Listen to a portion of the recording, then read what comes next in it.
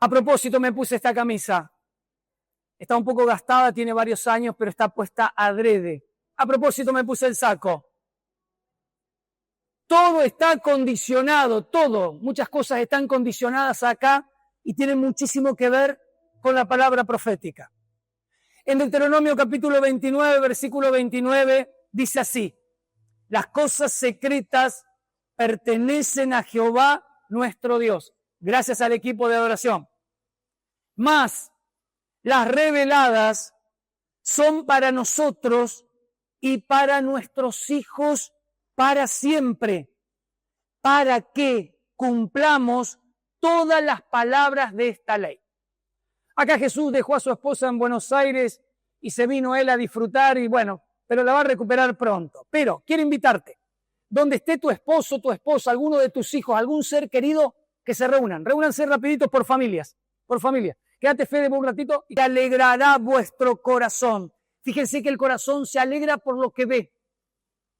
Nosotros a veces miramos circunstancias, momentos, personas, ofensas. El corazón se alegra por lo que ve. Y veréis, la visión que tengas de lo profético, de la verdad, va a plasmar tu estado de ánimo y por ende tus decisiones. Y veréis, y se alegrará vuestro corazón.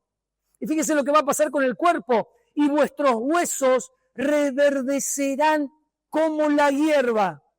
Y la mano de Jehová para con sus siervos será conocida y se enojará contra sus enemigos. La primera verdad, la primera R que emana. Permiso, Claudia, me voy a sacar la R esta porque me va a acompañar durante todo el mensaje. Ahí está, la llevo por acá. La primera R tiene que ver con regocijar. El primer trimestre nosotros vamos a estar trabajando la palabra regocijar. ¿Por qué? Porque la profecía está en un contexto escatológico. Las cosas no están bien en el pueblo de Dios. Al contrario, las cosas están mal. Dios está enfurecido con su pueblo. Su pueblo sucumbió en idolatría, en oscuridad, en toda clase de maldad y de perversión. Por lo tanto, Dios ya ha determinado disciplina para su pueblo. Por eso el profeta anuncia las palabras de condena, los primeros capítulos y una gran parte de Isaías, pero por el otro lado, como el que estamos leyendo ahora, es un texto escatológico, profético, de promesa, de prosperidad, de cambio. Pero teniendo en cuenta que el contexto que estamos viviendo es de los últimos tiempos y teniendo en cuenta de las demás profecías que fuimos anunciando que enumera la Biblia, la tristeza, la depresión, la amargura se ha transformado y crecerá no solo en las personas que no son cristianas, sino también en aquellos que acudimos a alguna iglesia evangélica. Porque la necesidad de regocijarse, porque el regocijo está supeditado a lo que vemos. En hebreo la palabrita es sus, que se traduce alegría, estar brillante. Cuando uno está contento, está brillante, lo dice Proverbios, el sabio Salomón. Dice que la alegría hermosea, hace brillante el rostro. Y aquí nosotros podemos considerar algunas cosas que nos llevan a reforzar y a profundizar nuestro regocijo. En primer lugar, debemos regocijarnos en la salvación, saborear la salvación que nos ha sido otorgada en Jesucristo.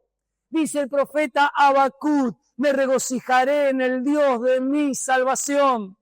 Dios mismo se regocija de nuestra salvación. Lo enseña Lucas capítulo 5, lo enseña Lucas en el capítulo 9. Entonces, si Dios se regocija, ¿cuánto más nosotros?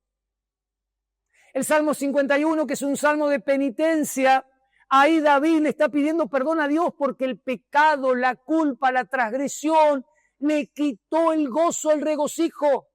Por eso le pide, entre otras cosas, vuélveme el gozo de mi salvación y espíritu noble me sustente para poder enseñar a los transgresores tus caminos. No hay peor propaganda para el cielo que un cristiano amargado, triste, depresivo. Por eso es imperioso que volvamos a la fuente, al regocijo. En Efesios capítulo 1 nos proporciona una descripción magistral de esta salvación que nos ha sido otorgada en Jesucristo. Es un baño evangélico en el cual a menudo deberíamos deleitarnos, peldaños en una escalera que con frecuencia deberíamos subir. Todo esto para experimentar ese gozo que, como dice Nehemías, el gozo del Señor es nuestra fortaleza. Si bien se nos ordena que tengamos gozo, los recursos para hacerlo están fuera de nosotros mismos. Están fuera de nosotros mismos. Solo son conocidos, caminados y experimentados en nuestra unión en Cristo. En segundo lugar, nos debemos regocijar en la revelación. El regocijo emana de devorar la revelación. Por eso dice el profeta, dice Isaías, cuando vean. Hay ocasiones, aunque todos leemos la misma Biblia, que no vemos las cosas como realmente son y emanan de la palabra de Dios. Claro, como no vemos, no experimentamos porque no vemos. Jesús le dijo a los fariseos y publicanos y educadores religiosos de la época, ustedes son ciegos y guían a otros ciegos y ambos caen en el hoyo. No veían. Por eso es tan importante que nos regocija la revelación. El Salmo 119 es un testigo reiterado de esto. Si usted va a su casa, es larguísimo el Salmo y lo lee detenidamente, va a encontrar que el salmista se deleita en los testimonios de Dios, tanto como en todas las riquezas. Si mira el versículo 35, 47, 70 y así sucesivamente, se va a dar cuenta cómo ese salmo recoge el regocijo por la revelación. Por eso cuando entregamos los diplomas a aquellos que culminaron escuela de vida en un proceso de 2 años y medio, 3, no es poca cosa. Qué bueno que aquellos que llegaron hace poco a la iglesia van siguiendo un muy buen proceso de discipulado. Y a pesar que tienen problemas y luchas, sin embargo a muchos de ustedes uno los puede ver que están contentos, que te sonríen, que te abrazan, lo fingen, lo actúan. No, es producto de la revelación. Aprendieron y están aprendiendo a regocijarse en la revelación. Dijo Jesús en Juan capítulo 15, versículo 11, estas cosas les he hablado para que mi gozo esté en ustedes y su gozo sea perfecto, teleios, completo, pleno. ¿Quiere acaso al decir que encontraremos o que Él encontrará su gozo en nosotros para que nuestro gozo sea pleno, o que su gozo está en nosotros para que nuestro gozo sea pleno? Como sea, ambas explicaciones son verdad, se retroalimentan. Cuando nosotros aprendemos a disfrutar de las Escrituras, comenzamos a ver. Cuando comenzamos a ver, comenzamos a sentir. ¿Y qué sentimos? Todo lo relacionado con el fruto del Espíritu Santo. Por eso es tan importante regocijarnos en la revelación. En tercer lugar, enorme desafío para este siglo XXI, regocijarnos en la comunión. Hay gozo en el Señor para ser saboreado en la adoración que disfrutamos en la comunión de la iglesia, porque esta es nuestra nueva Jerusalén, la ciudad que no se puede esconder. El gozo de toda la tierra, dice el Salmo 48, versículo 2. Encontramos gozo en la abundancia de la comunión. Sin embargo, como es de notar, cada vez los vínculos duran menos y se rompen más. Incluso en el seno de la iglesia, a la primera de cambio, ya no nos saludamos, ya nos miramos raros, ya nos cambiamos de celebración, pensando que por cambiar de celebración voy a resolver la cuestión de la comunión. Nos cambiamos de iglesia, pegamos el portazo a la primera de cambio, claro. No entendemos lo que significa el regocijo en la comunión y trabajar en eso. Encontramos gozo en la abundancia de la comunión.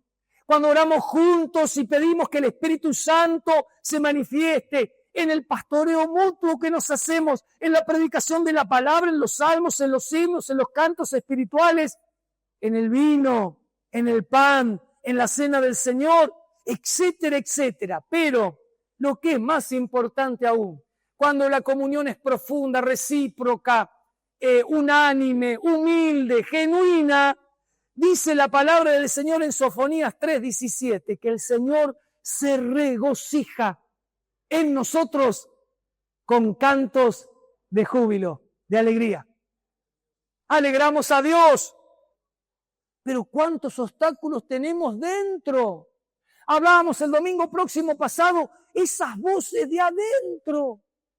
Vemos a medio mundo mal y te construimos, en lugar de construir puentes con los demás, construimos barreras, obstáculos, murallas. Nos falta aprender y profundizar el regocijo en la comunión. Y por último, no es porque sea lo último, podríamos estar toda la noche, tenemos que aprender a regocijarnos en la tribulación. La verdad que esta es una paradoja divina. Es raro que uno se pueda regocijar en medio de los problemas, de las pruebas. No es tan sencillo. No pertenece a todos los cristianos. Pertenece a la categoría de los maduros, que fueron aprendiendo que en medio de la tribulación, que en muchas de las ocasiones tiene que ver con esos procesos que Dios nos disciplina para podarnos, para sacarnos algunas durezas del carácter, del corazón, alguna oscuridad. Ahí Dios nos permite ingresar en una prueba, en una tribulación que nos incomoda, nos pone mal, nos coloca entre la espada y la pared, para que nosotros aprendamos a regocijarnos. Cuando pensamos en la tribulación y en el regocijo, una vez más tenemos que acudir a la figura sobresaliente de esto, Jesús, quien por el gozo puesto delante de él sufrió la cruz, el vituperio, la ignominia, la vergüenza. Pedro y Santiago hacen eco del mismo principio cuando nos enseñan a que debemos regocijarnos en las pruebas. El conocimiento de la mano segura de Dios en la providencia, claro, nos trae estabilidad, nos trae regocijo. Porque el salmista, cuando le presta atención a las voces de sus enemigos y éstas permean su diálogo interior, llega a creer que Dios lo abandonó. Y cae en abatimiento. ¿Por qué te abates, alma mía? ¿Por qué te turbas dentro de mí? Claro, le dio cabida, le dio lugar a las voces de afuera. Y las voces de afuera se hicieron carne, se encarnaron en él. En Romanos capítulo 5, Pablo nos lleva de regocijarnos en la esperanza de la gloria de Dios en los primeros versículos a gozarnos en la tribulación y gloriarnos en Dios mismo. Esto para el incrédulo es increíble. ¿Cómo que estás contento? ¿No te preguntaron alguna vez, ¿no tenés problemas? ¿No te preguntaron alguna vez? A mí me preguntaron varias veces, pastor o profe, cuando yo daba clases allí en La Plata, en Berisso, profe, ¿vos nunca tenés problemas? ¿No te preguntaron alguna vez eso? Si nunca te lo preguntaron o te lo están preguntando, algo tiene que cambiar en tu corazón con el regocijo en la tribulación. Regocíjate, dice Isaías 51, sí, con gozo eterno sobre tu cabeza. La segunda R que nos acompaña este año 2026 es la R que le da el nombre a nuestro lema, tiempo de reverdecer. En hebreo la palabrita es parak, que significa florecer, brotar. Y significa cuando algo se comienza a poner amarillento y ese amarillo comienza a tornarse hacia la muerte. Por lo tanto, la palabra reverdecer significa recuperar el verdor, recuperar el vigor, la pasión. Y atención, aunque estamos pasando un momento precioso como familia de fe, momento que va a crecer y se va a expandir en algunas cosas que voy a decir dentro de unos minutos, sin embargo, no nos exime de ocuparnos de reverdecer. Y reverdecer no viene porque sí. Tiene que haber en nosotros una acción intencional. Tiene que haber una dedicación, una disposición a reverdecer. Quiero compartir algunas palabras que como iglesia nosotros tenemos que reverdecer. La primera, la iglesia del primer siglo, siglo I, siglo II, era una iglesia sobria. Reverdecía, porque como dice el texto en el capítulo 2, versículo 42 de Hechos de los Apóstoles, perseveraban en la doctrina de los apóstoles. Si vas a reverdecer, va a ser por la vara de Aarón que reverdeció. ¿Y qué significa eso?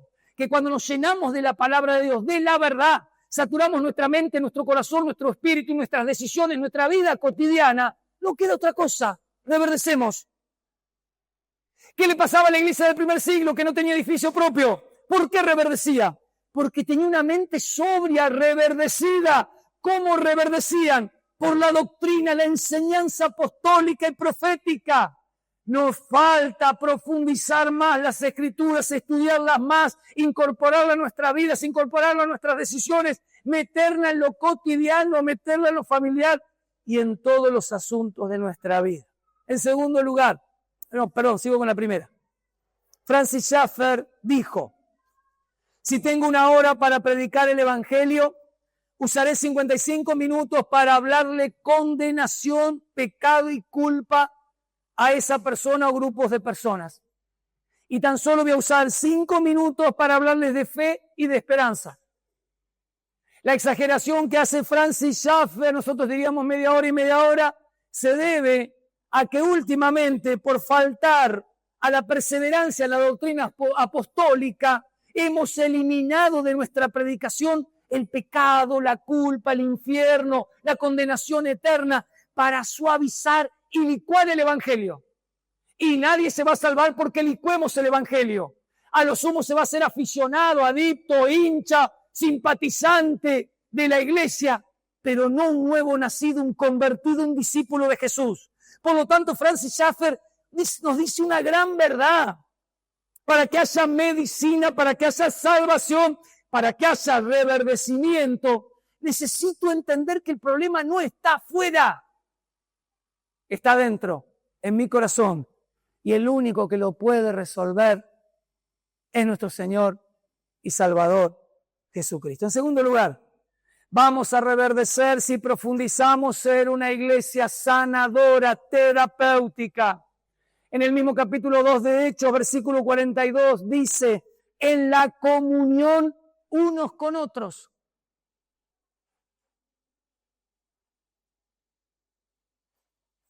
Si hay algo que era sanador en la iglesia del primer siglo, es lo que va a decir Tertuliano y va a dejar escrito ahí en el siglo II. Cuando observaba a los cristianos, Tertuliano, que no era todavía cristiano, él escribió, mirad cómo se aman, mirad cómo están dispuestos a morir el uno por el otro. Claro, una iglesia sanadora es una iglesia donde nos amamos, no nos repelemos. Yo le hablaba la otra vez a un líder y le decía, hay pastores que tocan a la gente con un palo. Y hay pastores que aman y abrazan a la gente. No se trata solo de pastores, se trata de cada uno de nosotros. ¿Cómo somos como discípulos de Jesús? ¿Somos de los que tocan con un palo al prójimo o somos de los que abrazamos? Una iglesia sanadora. Y la meta no es que digan, mirad, miren cuántos saben. Nuestra meta, nuestro objetivo es que digan y que se vea y se plasme, miren cómo se ama. En tercer lugar, vamos a hacer una iglesia reverdecida y en reverdecimiento si seguimos profundizando nuestra cara y nuestra esfera sobrenatural.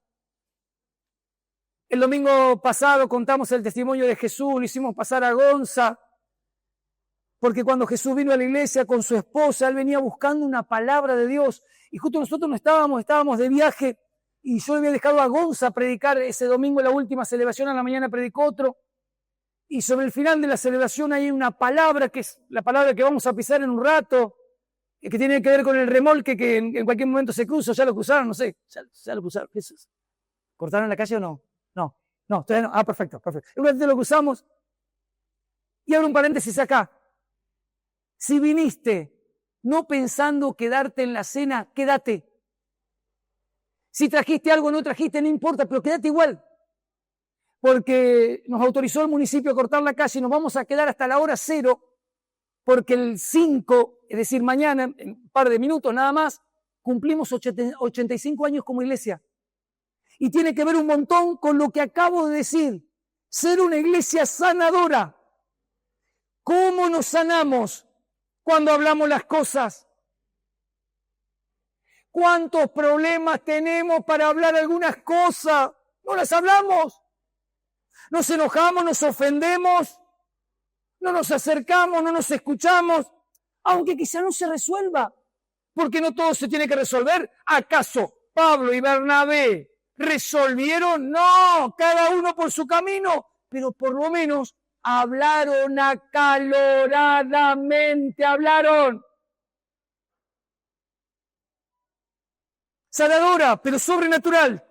Dice el texto, capítulo 2, versículo 43, y muchas maravillas y señales eran hechas por los apóstoles. En un grupo de abundancia que se hace los lunes aquí, de varones, vino Edgar con un forúnculo, ese todavía no lo contamos, lo cuento yo ahora, vino con un forúnculo. El grupo de abundancia de Cristian se reúnen más o menos por ahí, donde están Fede, Valeria, por ahí, y lo tenía muy inflamado el forúnculo. Entonces Edgar le cuenta al grupo y Cristian dice, vamos a orar. Y se pusieron a orar. Edgar, ¿dónde está Edgar? Yo lo vi. La veo.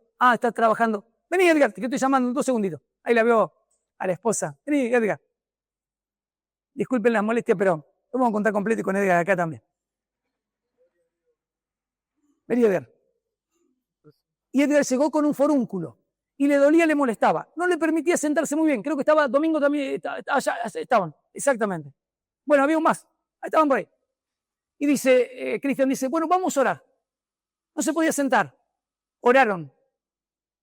El forúnculo empezó a achicarse. Primero se fue el dolor. Empezó a achicarse. Hasta que después, en pocas horas, Edgar, ¿qué pasó con el forúnculo? Primero se me empezó a ir el dolor, o sea, en el momento, en las 2 horas que estuvimos del grupo, ya me podía sentar bien, sin darme cuenta, estaba sentado bien, no sentía dolor.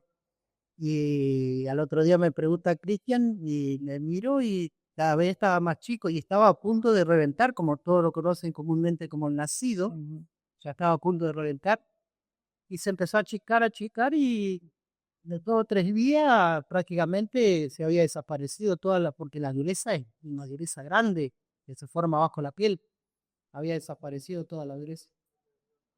Dale un fuerte aplauso, gracias Edgar.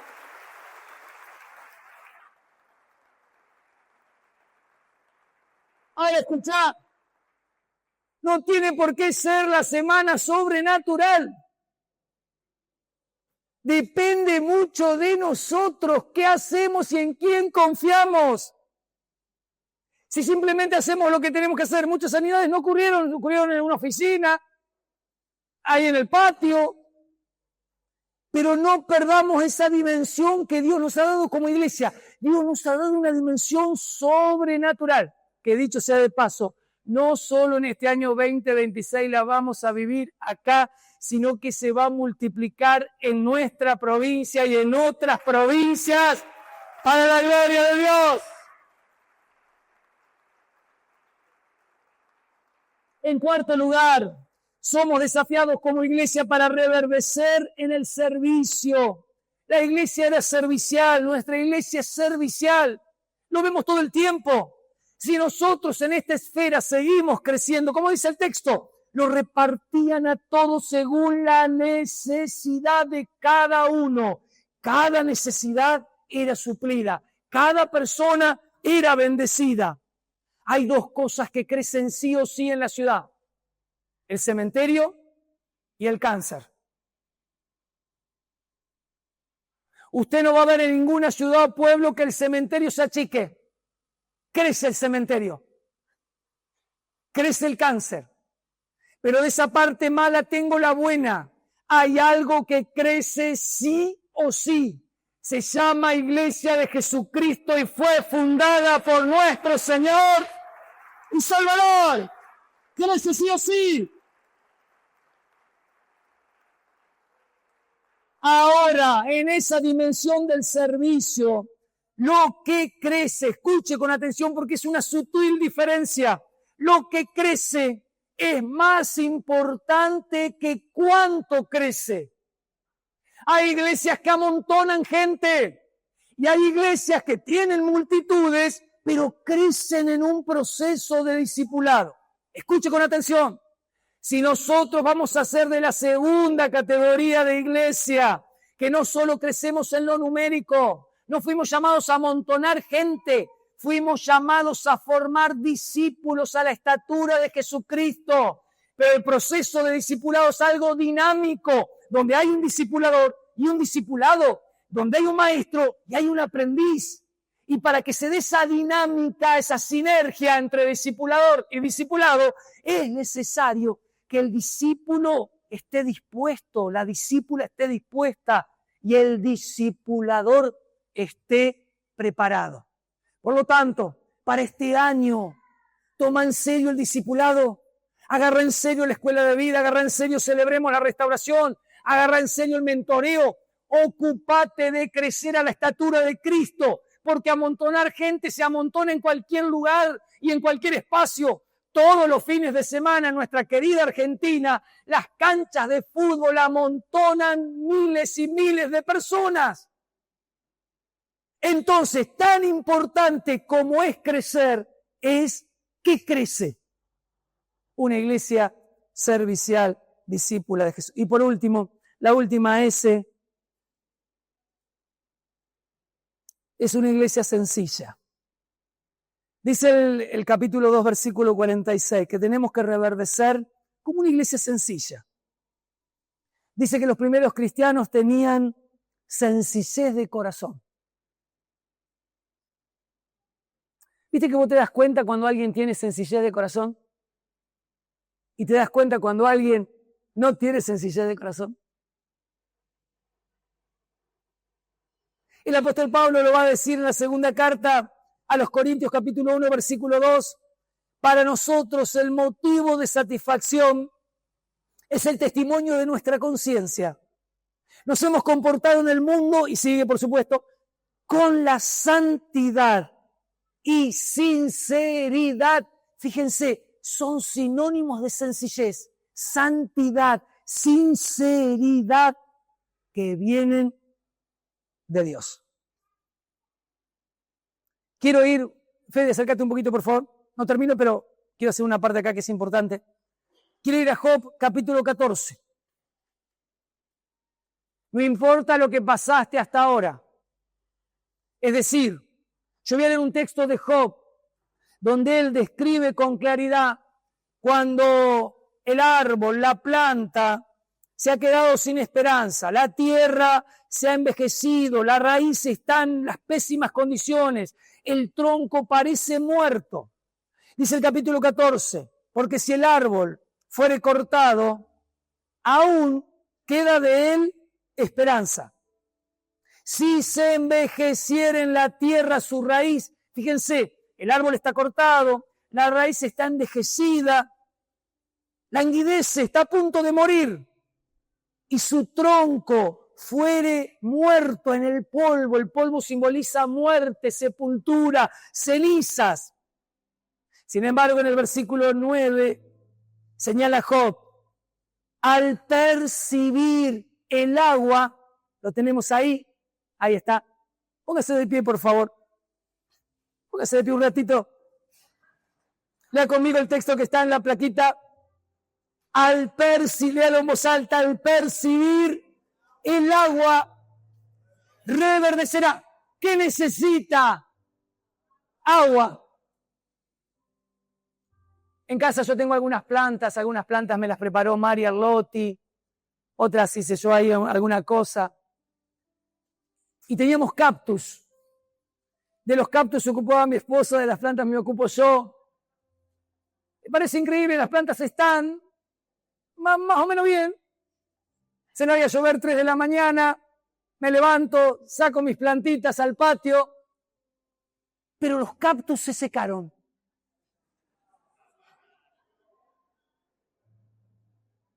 No miento, es posta lo que pasó. Sí, que se seque un cactus. Mamita. Claro, la verdad está acá en la Biblia. Al percibir el agua, reverdecerá. ¿Por qué Jesús habrá elegido como símbolo del nuevo nacimiento, de la salvación, el agua? ¿Era lo que había? Sí. ¿Estaba el Jordán? Sí. ¿Pero por qué eligió el agua? ¿Por qué tantas veces ocurre en la Biblia el agua?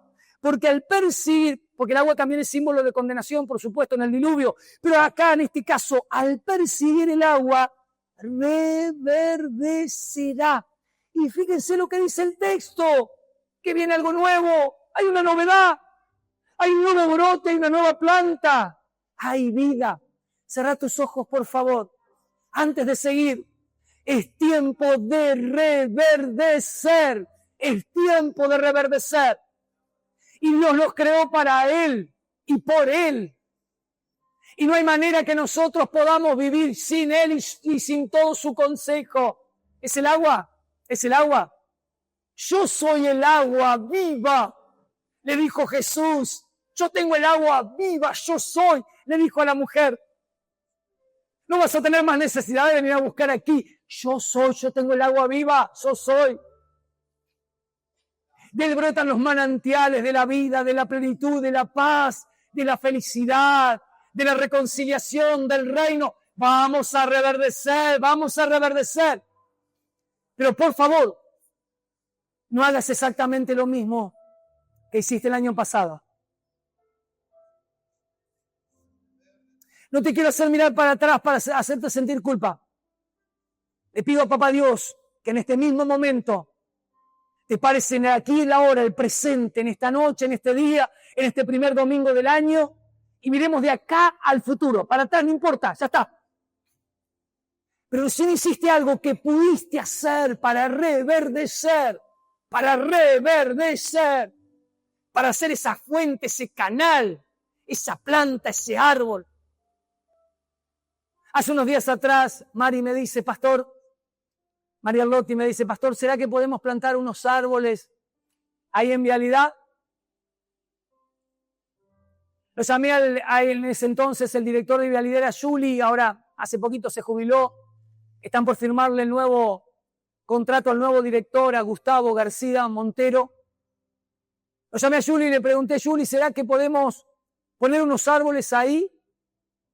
Por supuesto, me dice. Bueno. Y vino Mari, lo agarró a Claudio y no sé qué otro más, y comenzó a plantar los árboles. A los pocos días Mari me dice, me sacaron los palitos, los vamos a proteger, le hace falta un poquito de agua, hizo todo un trabajo, un proceso. Al percibir el agua, hay un trabajo, hay un proceso que Dios quiere hacer en tu vida. Pero no te va a obligar, no nos va a obligar. Depende de nosotros si vamos a recibir, si vamos a estar receptivos, permeables, sensibles, obedientes. Y Él va a ser, cuando recibamos el agua, va a ser de nuestra copa como una planta nueva. Gracias, papá. Adóralo con todo tu corazón. Adóralo, adóralo, adóralo. Toma tu asiento unos minutos. Vamos avanzando con el mensaje. Quédate ya, Fede, si puede ser. La tercera R que nos va a acompañar durante este año, en el tercer trimestre, ya metidos en el otoño, en el invierno. Viene de la palabra hebrea yadá, que se traduce conocer con exactitud. Por eso en el español tiene el refuerzo del reconocer. Muchas de las palabras que nosotros tenemos en nuestra lengua empiezan con el porque refuerzan algo. No es solo conocer, es conocer exactamente, fehacientemente. ¿A qué somos invitados a reconocer en este año? En primer lugar, a reconocer a Dios, por supuesto. La canción de Marcos Witt, No moriré, viviré, dice con claridad que nosotros necesitamos reconocer en primer término la grandeza, la majestad de nuestro Dios. En segundo lugar, a nosotros mismos. ¿Quiénes somos? ¿Qué llamado tenemos? ¿Qué identidad tenemos en Cristo frente a la ferocidad de las tinieblas y el mundo que trata de separarnos de Dios? En Proverbios capítulo 3, versículos 5 y 6, dice, reconócelo en todos tus caminos, porque si hay una vereda que esté torcido, Él nos va a ayudar a reconocerlo a Él nos va a ayudar a enderezar esas veredas. En segundo lugar, algo que se está perdiendo con el paso del tiempo, justamente porque lo profético lo dice, es el reconocimiento a las autoridades espirituales. El autor de Hebreos dice que reconozcan a los que trabajan entre vosotros y los presiden en el Señor. Así como hay un deterioro del reconocimiento de los hijos hacia los padres como autoridades espirituales, así como también se ha perjudicado un montón el reconocimiento de las autoridades educativas, de las autoridades civiles, exactamente lo mismo está pasando y pasa y pasará y vendrá peor aún hacia las autoridades espirituales. No hay respeto, no era un reconocimiento real, genuino. No hablo de la persona que te franelea o te chupa las medias, no, el respeto genuino, el real. Y en ese sentido, si vamos a reconocer, tendremos que crecer en reconocer a las autoridades espirituales porque fueron puestas por Dios. En tercer lugar, hace falta un reconocimiento a las desamparadas. El apóstol Pablo nos enseñó en una de sus cartas a Timoteo que nosotros nos tenemos que ocupar de las personas desamparadas. Pero ahí en Timoteo, especialmente Pablo mira a las viudas. Y nosotros vamos a tener que reconocer. ¿Qué significa reconocer? ¿Solo que veo? ¿Que diagnostico? No. Que acciono, que suplo, que cubro, que estoy, que acompaño, que ayudo. Necesitamos reconocer a las desamparadas. Y nuestra sociedad, con este mundo anticristiano y babilónico, está dando a luz mucho desamparo, mucho abandono. Años atrás era impensable tener personas en situación de calle en La Paz. Hoy hay por lo menos 10 personas en situación de calle.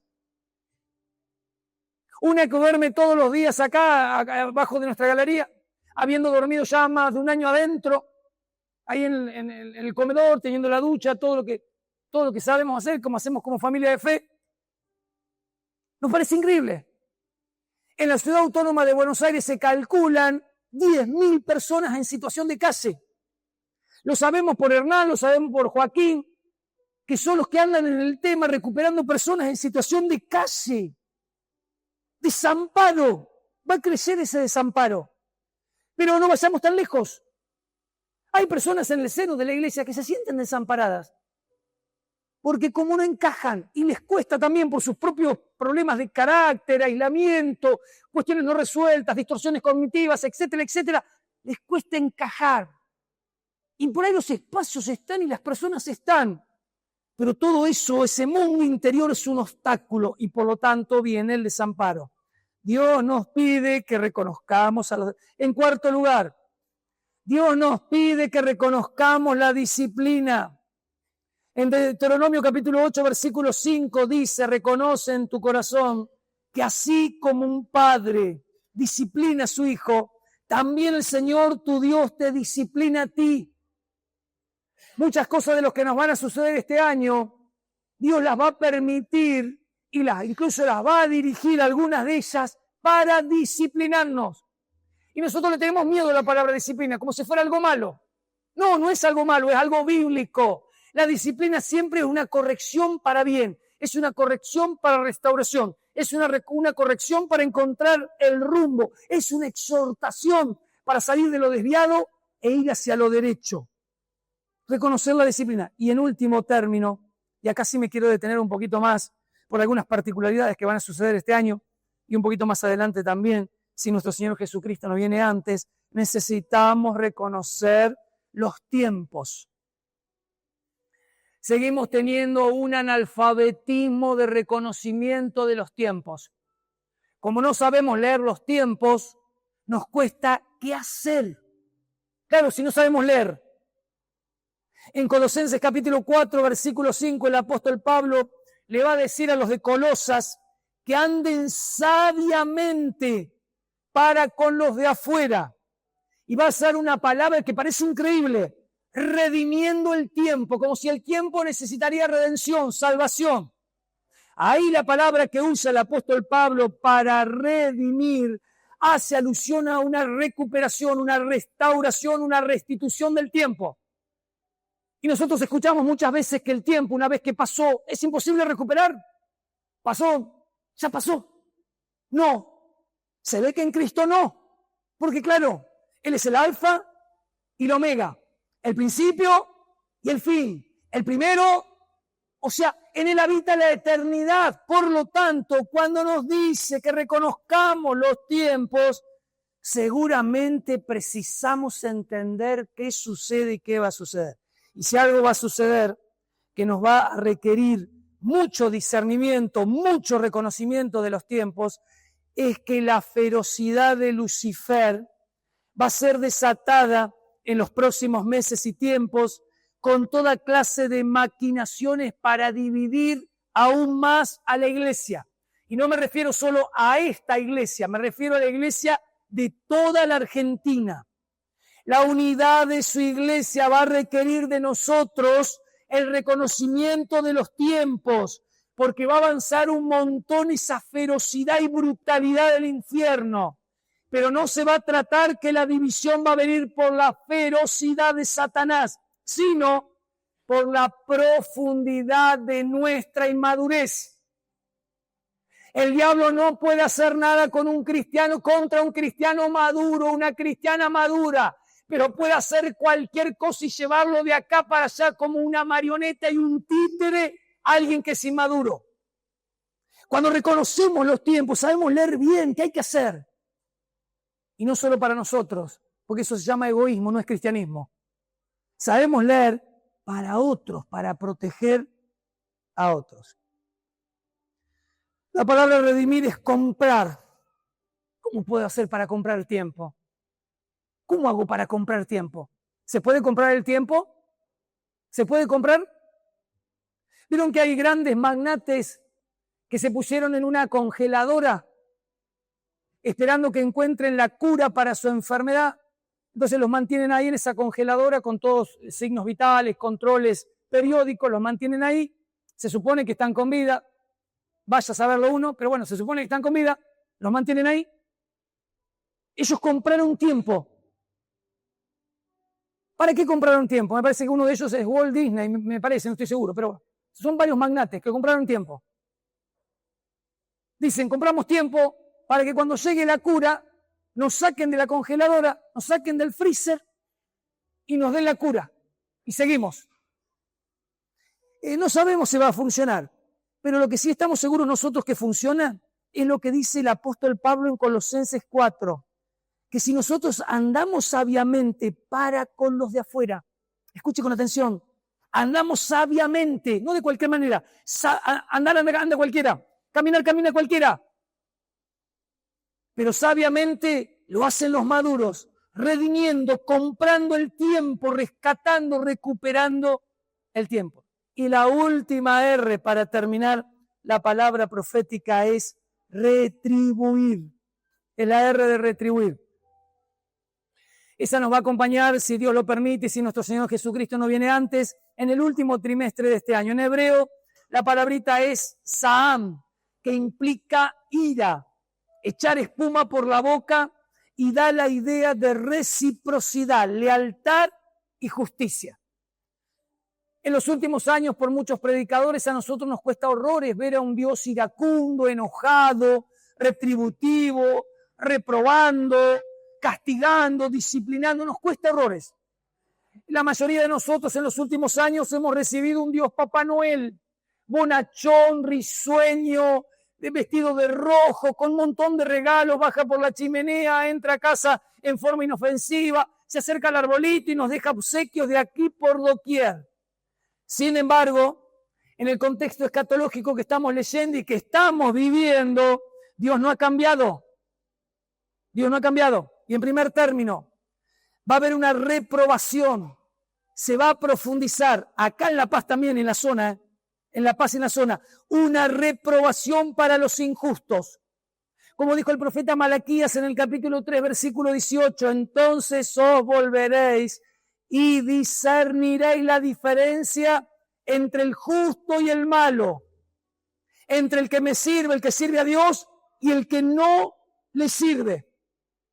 Aunque parezca contradictorio, Dios une siempre, cuando reprueba a los malos, une siempre su justicia, une su verdad. Es decir, Dios es bueno, sí, 100%. Pero Dios tiene ira contra toda clase de injusticia e impiedad que levantan los hombres y reprueba y castiga a los malos, pero siempre recompensa a aquellos que le honran y le siguen. Por ende, este va a ser un año donde se va a intensificar lo que pasó, algo de lo que pasó el año pasado. Se va a intensificar el juicio y la justicia de Dios contra aquellos que se metieron en contra de familia de fe. No hace falta que yo le explique lo que pasó el año pasado. Si usted es entendido y escuchó los mensajes, lo puede ver con absoluta claridad. No hace falta que explique nada en absoluto. Pero en este año se va a ver el juicio y la justicia de Dios contra aquellos que maquinaron y maquinan contra la iglesia, no solamente contra mi persona, porque ahora me acusaron de comprar material pedofílico. Estuve en las redes ahí circulando esta semana que compro materiales pedofílicos, que ya todo el mundo lo sabe y tenemos las pruebas. No es solamente contra mí. Se va a intensificar el juicio y la justicia de Dios contra aquellos que, no entendiendo contra quién se meten, no saben que Dios siempre retribuye. Principio de retribución. Voy terminando.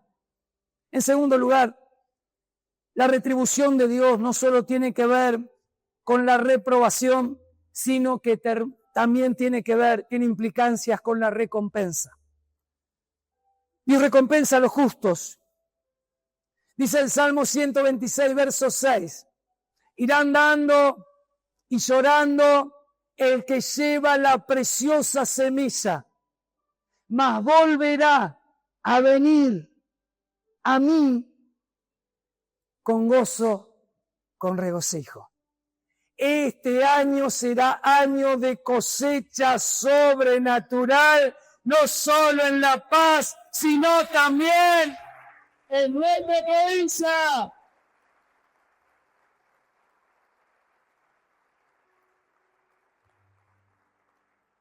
Y cerrando, así como hace un tiempo atrás cambió el sentido de la Ruta 12, y en lugar de la Ruta 12 ir para Paraná, comenzó a venir para La Paz, con todas las implicancias que ya tuvo, se amplía el curso de la Ruta 6. Escuche con atención esto porque lo va a entender más adelante. Y no va a llegar solo hasta Villaguay. La Ruta 6 va a llegar hasta La Paz y va a circular, va a ir y a venir, llevando bendición, llevando vida, llevando reino, llevando crecimiento.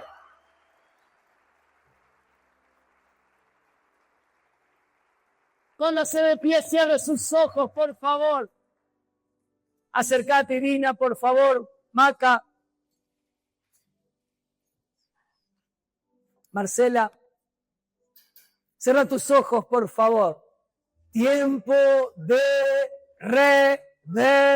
reverdecer. Anotalo en un lado, la Ruta 12. Anotalo en algún lado, ahí en tu corazón, anotalo. Ruta 12. Anótalo. Quizá alguno no entiende que estoy hablando. Voy a dar un solo ejemplo nada más, pero hay más. Un solo ejemplo.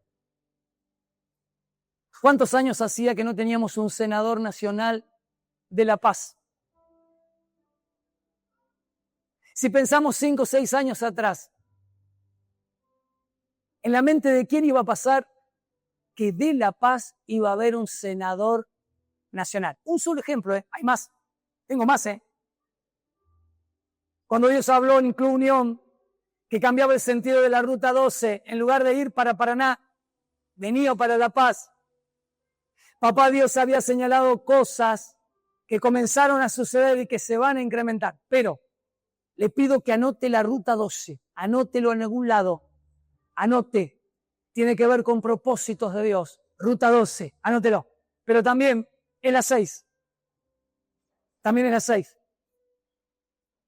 La 6 hacia Cava, la 6 hacia Buenos Aires, la 6 recorriendo el centro de la provincia, instalando la iglesia en el centro, instala la iglesia en el centro de la provincia. Recíbalo, créalo y pregúntele a papá, papá, ¿qué tengo que ver yo con todo este conjunto y esta palabra profética? Y la respuesta es amplia, pero es poderosa, es sencilla, pero es poderosa.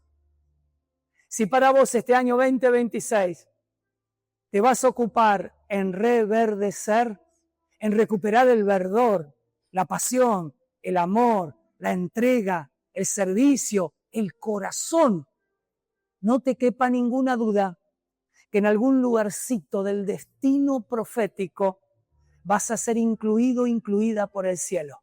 Levanta tus manos al cielo. Levanta tus manos al cielo y vamos a orar juntos en voz alta. Ora conmigo en voz alta. Papá bueno. Ora otra vez. Papá bueno. En el nombre de Jesús. Recibo la palabra profética y avanzo en este tiempo de reverdecer. Papá bueno, te ruego que me ayudes, que me asistas, que me llenes de tu Espíritu Santo para que en este año sea de bendición.